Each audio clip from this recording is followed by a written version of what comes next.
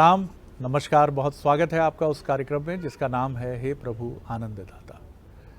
और इस कार्यक्रम को लेकर लगातार आपके मैसेजेस, आपकी प्रतिक्रिया हमको मिल रही है और आज हम एक प्रश्न से ही शुरुआत करेंगे। और इससे पहले मैं ये प्रश्न लूँ जो हमें एक रिटायर्ड सेना से जुड़े हुए हमारे जवान ने हमको भेजा है, जो हमारे बड़े रेगुलर दर्शक हैं, और बड़ा ही मार्मिक भी लगा मुझे ये प्रश्न सुनकर, क्योंकि ये समस्या आज और बढ़ गई है। आप भी स्क्रीन, अपने टेलीविज़न स्क्रीन के निचले हिस्से पर वो व्हाट्सएप नंबर देख सकते हैं जिस पर आप अपने सुझाव, प्रतिक्रिया इस कार्यक्रम को लेकर भेज सकते हैं। नंबर है 7000969440 7000969440। आप इस नंबर पर, ये व्हाट्सएप नंबर है, और अपने प्रश्न हमें भेजें। ये जो प्रश्न है, जैसा मैंने कहा कि ये सेना से सेवानिवृत्ति के बाद रीडिप्लॉयमेंट जो होता है उसके तहत नौकरी कर रहे हैं एक आदिवासी बहुल क्षेत्र में, और इनका कहना है कि सर मेरा विषय है अकेलापन। वैसे भगवान की दया से सब कुछ ठीक ठाक है, मैं डिस्क्लोज़ नहीं कर रहा हूँ। इन्होंने लिखा है कि एक बड़े शहर में एक अच्छा घर है, 2 बच्चे हैं, बेटी और बेटा, पढ़ने में बहुत अच्छे हैं। आज की तारीख में इन्होंने बेटी का लिखा है कि वो देश के एक लीडिंग डेयरी टेक्नोलॉजिकल इंस्टीट्यूट से डेयरी टेक्नोलॉजी में बीटेक कर रही है, बेटा 12th में है। ज़िंदगी सब कुछ बहुत अच्छा है, और इनका कहना है कि मैं परिवार से दूर हूँ, नौकरी के लिए आया हूँ, रोज़ी रोटी की मशक्क़त और चुनौतियाँ सबके सामने हैं, तो मैं भी आया हूँ। और इन्होंने कहा है कि यहाँ आकर मैं बहुत अकेला महसूस करता हूँ, और इस अकेलेपन की वजह से मैं कुछ दुर्गुणों की तरफ भी मुड़ गया, और ड्रिंक करने की आदत इन्होंने लिखा है। बहुत ईमानदारी से फौजी हैं, कोई चीज़ इन्होंने छिपाई नहीं। इन्होंने कहा है कि मैं ड्रिंक करने लगा हूँ। ये भी लिखते हैं कि जब से आपका प्रोग्राम नियमित रूप से सुन रहा हूँ, देख रहा हूँ, तो काफ़ी हद तक 75% मेरी सोच बहुत परिवर्तित हुई है। लेकिन आज भी मुझे ये बताइए कि इस अकेलेपन से मैं कैसे निकलूं। गोस्वामी जी से उन्होंने अनुरोध किया है, हमारे विद्वान वक्ता से, कि मुझे एक बार अपने प्रोग्राम में इस विषय पर ज़रूर चर्चा कीजिए, और मेरा प्रणाम बोलिएगा प्रोफेसर डॉक्टर सुरेंद्र बिहारी गोस्वामी जी को। तो फौजी सर, पहले तो सल्यूट आपको कि जिस जांबाजी से आपने सीमा की रक्षा के लिए अपने दायित्व को निभाया, उतनी ईमानदारी से आपने अपनी भावाभिव्यक्ति को हम तक भेजा, और यही एक फौजी का चरित्र और चेहरा होता है कि आपने बिना लाग लपेट के अपने मन की बात कही है। तो चलिए हम सीधे चलते हैं मानस मर्मज्ञ भगवत गीता के अध्येता प्रोफेसर डॉक्टर सुरेंद्र बिहारी गोस्वामी की तरफ। प्रणाम करता हूं गोस्वामी जी। और बड़ा मार्मिक भी प्रश्न है, और आज के दौर की बड़ी चुनौती है अकेलापन। देखिए, मैं अपने पिताश्री से जब राष्ट्र सेवा में लगे हुए इन सिपाहियों के बारे में, फौजियों के बारे में चर्चा करता था, तो पिताजी इन्हें एक नाम देते थे। पिताजी कहते थे ये सब मृत्युंजय हैं। मृत्युंजय इसलिए है कि इनके चित्त से मृत्यु का भय निकल गया है। तो ये मृत्यु को प्राप्त जय करके बैठे हुए हैं, अर्थात इनको मृत्यु का कोई अर्थ नहीं है। इन्हें मालूम है कि शरीर को एक दिन जाना है, तो ये शरीर की आहुति देने चाहे जब खड़े रहते हैं। तो ये तो मृत्युंजय का प्रश्न है, और वो अपने जीवन का बोनस जीवन जी रहे हैं, प्रव्याजी जीवन। फौज से सकुशल वापस आकर के अब अपना जीवन जी रहे हैं, लेकिन ये एकांत हैं ऐसा इनका भ्रम है। ये आत्मचिंतन इतना गहरा कर रहे हैं, तो इन्हें अपनी इस आत्मचिंतन की श्रृंखला को बढ़ाना चाहिए, और इस श्रृंखला को आगे बढ़ाते समय इन्हें स्वस्थ मस्तिष्क का रहना चाहिए, क्योंकि इनके अंदर मूल प्रवृत्ति, आप ध्यान रखिएगा, मैं बार बार कहता हूं कि जो मृत्युंजय होता है वो योगी हो जाता है बहुत जल्दी। तो ये तो योगी स्वरूप में है। मृत्युंजय इसलिए योगी हो जाता है कि मृत्यु का भय समाप्त हो जाता है। हमने कुछ एपिसोड में बात की थी, मैं राजा परीक्षित की बात की थी, जो मृत्यु से भयभीत नहीं है। हमने रघुकुल के कुल शिरोमणि खटवांग की बात की थी, जिनको अपनी मृत्यु का भय नहीं है। हमने राजा नृग की बात की थी, जिनको अपनी मृत्यु का भय नहीं है, जिनको स्वर्ग की सुखों की अवहेलना वो करते हैं। तो ये इन पर प्रभु कृपा है कि इनको ये जीवन मिला है। ये भ्रम में है, जो लोग बहुत भीड़ में हैं वो बहुत अकेले हैं, क्योंकि सारा भ्रम उनके आसपास है, कोई नहीं है उनके साथ। ये तो भीड़ से मुक्त है और इनके जीवन में आत्मचिंतन की हिलोरें उठ रही है। तो इनसे बढ़िया योगेश्वर की स्थिति में अभी कोई नहीं हो सकता। तो इन्हीं विषयों का त्याग कर देना चाहिए, क्योंकि दृष्टि बदलने से सृष्टि बदलती है। अभी इनको लगता है एकांत नहीं है, यही आत्मचिंतन का समय है जी। हमने एक एपिसोड इन्हें देखना चाहिए, वो लिंक जिसमें हमने रिटायरमेंट के संदर्भ में प्लान पर चर्चा की थी। इनकी बातों से स्पष्ट नहीं है कि इनके जीवन की संगनी इनके साथ है कि नहीं है इनके साथ। जीवन संगनी दुनिया में है या नहीं, ये भी स्पष्ट नहीं है। यदि ये वो सौभाग्यशाली हों कि जीवन संगनी इनके आसपास है। देखो, पुत्र पुत्रियों के प्रति तो दायित्व का ही निर्वहन करना है, ये आसक्ति की और माया है। ध्यान रखिए, मैं एक ऐसे व्यक्ति से मिला जो जीवन में अध्यात्म की बड़ी बात करते थे और उनके पास बड़ा गहरा अनुभव था। मुझे लगा अब ये विरक्ति की स्थिति में प्राप्त हो गए हैं। तभी एक दिन वो मुझे मिठाई खिलाने आए, पोता आया है मेरा। मैंने कहा पोता आया हुआ है। उसके बाद वो मुझे कम दिखने लगे। मैं एक दिन उनसे मिलने गया तो वो पोते और पोते पोतियों के सुख में वशीभूत हो गए थे। यही है मोह। तो क्या पोते पोती के मूल से ब्याज ज्यादा प्यारा क्यों है? क्योंकि एक बार फिर से बालपन आकर उनकी गोद में लहरा रहा था, वो उसमें आनंद में ठिठक गए। ये मृग तृष्णा की प्रक्रिया है, इससे अच्छे हार जाते हैं, ध्यान रखिएगा। ये तो है ही, यही सुख है वृद्धावस्था का और यही बंधन है वृद्धावस्था का। तो इन्हें ये लगता है कि इनको अपने परिवार के साथ रहना चाहिए, जो अब संभव इसलिए नहीं है कि बेटी अपनी पढ़ाई छोड़ के तो तुम्हारे पास आएगी नहीं, और अगर बेटी चली भी आई तो कितने दिन तुम्हारे पास रहेगी, फिर जाएगी वो। पुत्र का वो अपना भविष्य बनाना है, तो ये सब लालन पालन हो गया। तो अगर आपके साथ आपकी जीवन संगनी है, नहीं है यदि वहाँ, तो आप ले आइए। मुझे ऐसा लगता है कि चूँकि पुत्र इनका 12th में है, तो पत्नी एक बड़े शहर में है, तो पुत्र के चूँकि ये एक ऐसे क्षेत्र में है जो आदिवासी बहुल है और अपेक्षाकृत वहाँ अच्छी सुविधाएं, जो बड़े शहर में जहाँ इनकी पत्नी और इनका घर है, बना चुके हैं ये घर, तो पत्नी पुत्र की देखरेख में ही है। इसलिए ये अकेलापन है कि चाह कर भी नहीं आ सकती। ये आपका चिंतन बढ़िया है। इसमें अपन एक व्यवहारिक पक्ष पर भी चिंतन करें। एक व्यवहारिक पक्ष पर जो कार्य ये कर रहे हैं, क्या इनका मन उसमें लगा है या केवल धन के लिए वहां है? ये बड़ा सवाल। अगर इनका मन वहां लगा हुआ है तो फिर धन को गौड़ बनाते हुए वहां रमे रहें। लेकिन मन नहीं लगा है और केवल धन के कारण है, तो विकल्प संसार में अनंत खुले हुए हैं, फिर परिवार से दूरी न रखें। मन वहां लगाएं जहां धन भी हो और मन भी हो। धन कम हो लेकिन मन पूरा लगे, वो कार्य करना चाहिए। मिल गया जवाब, बहुत सुंदर। आप एक बात समझिए, बिल्कुल। अब क्या होता है, एकांत की अनुभूति, मैंने कहा ना, मैं एकांत तो भीड़ में मिलता है। संसार की भीड़ में ही एकांत की तलाश होती है।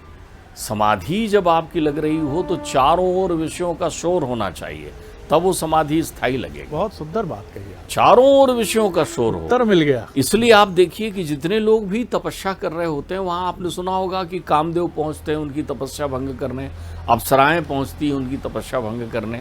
तो अप्सराएं क्या चुपचाप पहुंचती होंगी कि चारों तरफ संगीत की लहर उड़ जाती होगी? प्रकृति नृत्य करने लगता है, चारों ओर शोर होने लगता है, आपके अंतर चित्त में अतीत की कितनी गांठें खुलने लग जाती है। उस शोर के बीच में क्या आप समाधिस्थ हो पा रहे हैं? अर्थात धीमे आप एकाग्र हो पा रहे हैं? समाधि सम आपका बुद्धि से सीधा सामंजस्य स्थापित हो रहा है, क्योंकि बुद्धि फिर चित्त के साथ संपर्क करेगी और चित्त जो है फिर आत्मा की अनुभूति करने लग जाएगा। तो ये चूंकि उस मृत्युंजय पथ के पथिक रहे हैं और इनको एकांत मिला हुआ है भौतिक रूप से भी, तो ये अंदर के एकांत के संगीत की अनुभूति करें और कहीं भी उदासीन ना हो, अपने मनोबल को बढ़ाएं, ऊंचा उठाएं, उन्नत रखें, इस दिशा में प्रयास करें। इनकी व्यस्तता कम है, इनको कोई ऐसा कार्य मिला है जिसमें ये दिन भर बैठे रहते हैं, या ज़्यादा लोगों से मेल मुलाकात नहीं होती, तो ये अपने संपर्क का दायरा बढ़ाएं, सत्संग करें, ये अपने अनुभव बांटें, ये कहीं स्कूल कॉलेज आसपास के परिवेश में व्याख्यान देने जाएं, समाज सेवा के कार्य में अपने आप को समर्पित कर दें।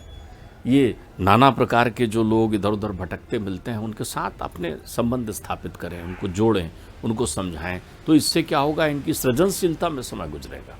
अब ये क्या हो गया है कि अपनी ड्यूटी करके आके एकांत भोजन करने के बाद बैठ जाते होंगे घर में, तो वो जो समय है इनका, वो समय चूंकि अपनी एकाग्रता स्थापित नहीं कर पा रहे हैं। अध्ययनो अध्यायो सुसंदरो अध्यायो स्वाध्यायो, अध्ययन की प्रक्रिया संपन्न करें, ये जुड़ें वो आसपास के परिवेश में। और ध्यान रखिए, आदिवासी समाज जहाँ विद्यमान होता है वहाँ तो अनंत अनुसंधान और शोध की संभावनाएं विद्यमान होती है। उनकी जीवनचर्या को समझना सुनना, क्योंकि आदिवासी तो भगवान ही कहे जाते हैं। आदिवासी जो आदि, अब जिनका आदि और अंत नहीं होता, वो आदिवासी भगवान के सहस्त्र नाम में एक नाम आदिवासी है। अरे वाह, भगवान के सहस्त्र नाम में एक नाम आदिवासी है। इसलिए कवियों के अनंत नाम में एक नाम जो है वाल्मीकि जी का आदि कवि है। आदि कवि। तो जहां आप आदि के बीच हैं, मतलब बहुत सुनिश्चित है कि वहां प्रकृति का परिवेश जुड़ा हुआ है। तो अपने आप को सृजनशील बनाएं और पूरी ताकत लगाएं। ध्यान रखिएगा, जो अनुशासन के शूरवीर रहे हुए हैं उन्हें कौन बांध सकता है? कौन बांध सकता है? योगी है। तो ये केवल इन्हें एक जामवंत की आवश्यकता है जो इनको जागृत करके हनुमानत्व को प्राप्त करवा दे कि उठो, जागो और चलो। छोड़ें इन चीज़ों को, इन विरक्ति में कुछ नहीं रखा है।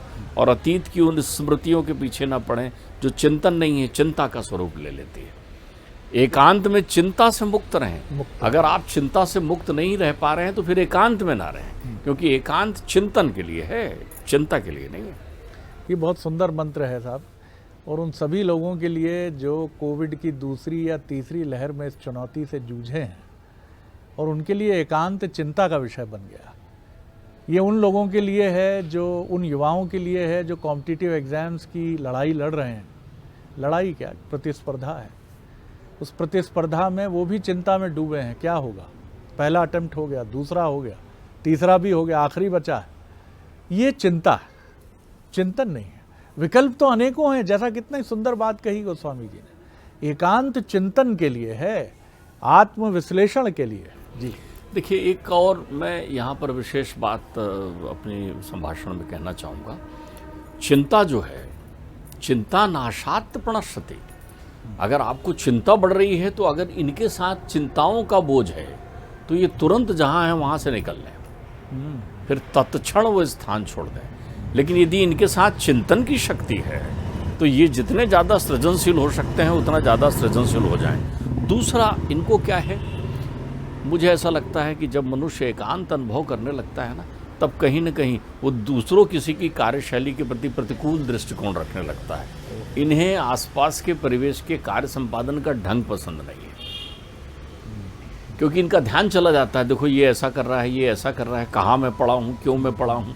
तो इस चिंता से मुक्ति के लिए आवश्यक है कि ये पूर्वग्रह को ना आने दें। यथा माशम यथा सुरा यथा क्षादि देवने यथा पुंसो वृष्ण्यत स्त्रियाम निहन्नते मना।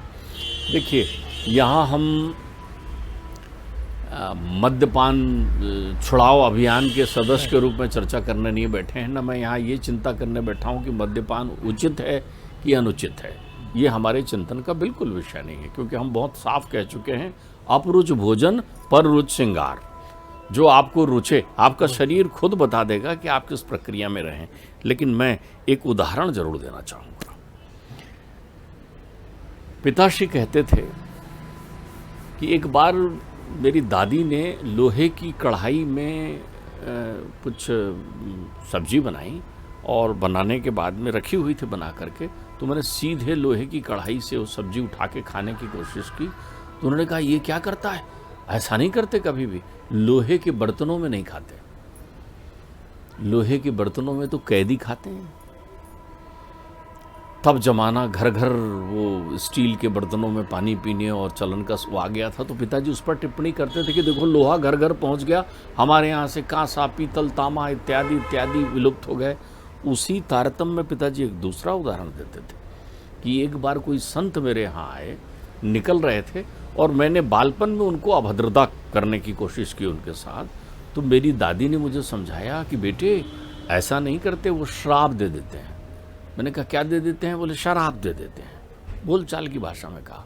तो पिताजी हंस के कहने लगे आज लोग पैसे में शराब खरीद रहे हैं, आज लोग पैसे देकर शराब खरीद रहे हैं। ये श्राप ही है आपके जीवन में, यदि आपको उदासीनता प्रदान कर रहा है, यदि आपके मनोबल को नीचे गिरा रहा है, तो सबसे पहले आप नशा से मुक्त हो जाएं। एक जोर की सांस लें और संकल्प लें, इससे मुक्त रहना है। दूसरा, सृजनशील हो जाएं। खाली दिमाग शैतान का, और आप तो शैतानों को मारने वाले लोग रहे हैं, मृत्युंजय हैं भाई आप। मैंने आपसे कहा ना कि जितने सिपाही हैं जिसको मृत्यु का भय ना हो, अरे आपसे निर्भय कौन है, आपसे निर्भीक कौन है? आप जागृत करें, सृजनशील रहें और अपने समय में आत्मानंद का आनंद लें। बहुत सुंदर बात है। और गोस्वामी जी की एक बात पर मैं अटक गया कि जहाँ मन न लगे वहाँ धन का कितना और कितनी व्यापक मात्रा में औचित्य है। आज जब हम देख रहे हैं कि बड़ी बड़ी कंपनीज़ में बड़े पदों पर काम करने वाले 30 से 35 साल के युवा अपनी नौकरी को छोड़कर अपने स्टार्टअप के साथ अपने छोटे शहरों की तरफ लौटने की योजना बना रहे हैं, ज़मीनें देख रहे हैं जहाँ वो एक फार्म हाउस जैसा, क्योंकि वो 25वीं और 45वीं और 50वें माले पर जहाँ रह रहे हैं वहाँ सीमेंट के जंगल तो नज़र आते हैं, लेकिन ना आम की अमराई है, ना कोयल की कूक है। और वहाँ वो किसी अनार की तरह जल रहे हैं, जैसे अनार दीपावली के जलते हैं, बड़ी तेज रोशनी करते हैं और ख़त्म हो जाते हैं। तो वो ऊब चुके हैं। एक बड़ी अच्छी फिल्म इसी थीम पर थी, रॉक ऑन, जिसमें 4 नौजवान जो एक बैंड बनाते हैं म्यूज़िक के लिए और बहुत प्रेम से अपना जीवन अभावों के बीच में गुजार रहे होते हैं।